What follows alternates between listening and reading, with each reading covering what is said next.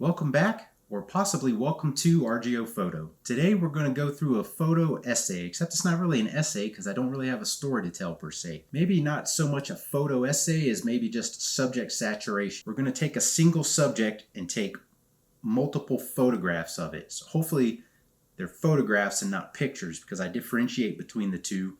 Pictures and snapshots kind of like a capture of a moment, time and place, whereas a photograph has a little more artistic value or a little more visual appeal. Now, as we go through these, I'm going to say what camera these were shot on, because in case you can't tell, I'm trying to extol the virtues of older camera gear, because they still take amazing photographs, and some of these cameras were and possibly still are being used in a professional capacity. So they haven't lost anything, because at the end of the day, it's not what the photograph is shot on as opposed to just what the outcome is. What is the result of using, in this case, maybe a Canon 6D versus a modern mirrorless R5 or something like that. Today's subject is called the Continuum.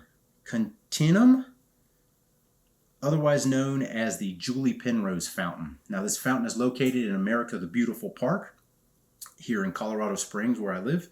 So you've got America the Beautiful Park, you've got a set of train tracks, then you've got the U.S. Olympic and Paralympic Museum on the other side of the train tracks, and they're connected by a bridge. There's going to be more videos on these other subject areas, but this fountain is located in America the Beautiful Park. So it was designed by Bill Burgess and David Barber, built in 2007.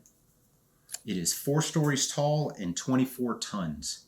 It has 366 water jets in the top that drop down, and I'll put a link to some more information on that in the description below. So without further ado, we're going to start with a couple of establishing shots that are just kind of establishing shots and showing you kind of the area we're looking at.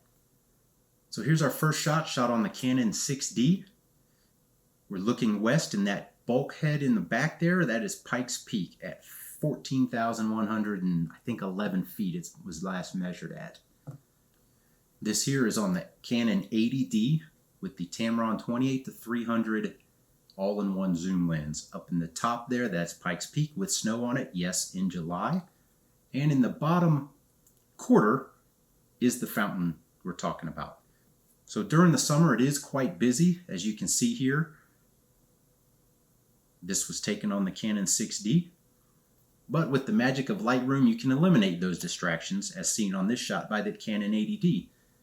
This is also by the Canon 80D, and it's not really a good shot. I was trying to get some kind of a peekaboo effect right there.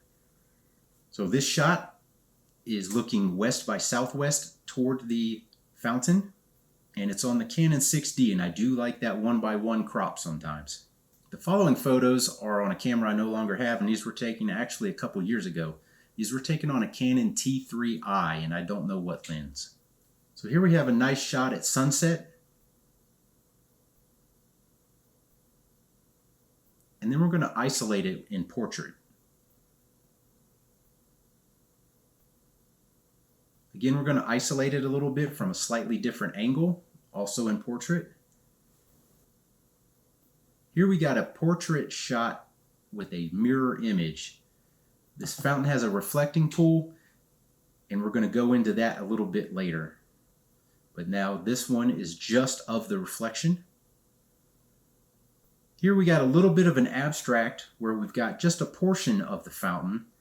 We got the sun still on it, so it was shot a little bit earlier than that sunset pic. We got the sun on the fountain itself, but I think I prefer to have it with the 1x1 crop. I like that square crop on that.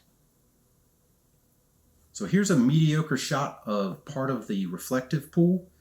You've got these kind of concrete slabs that go out almost like the slats on a wooden deck.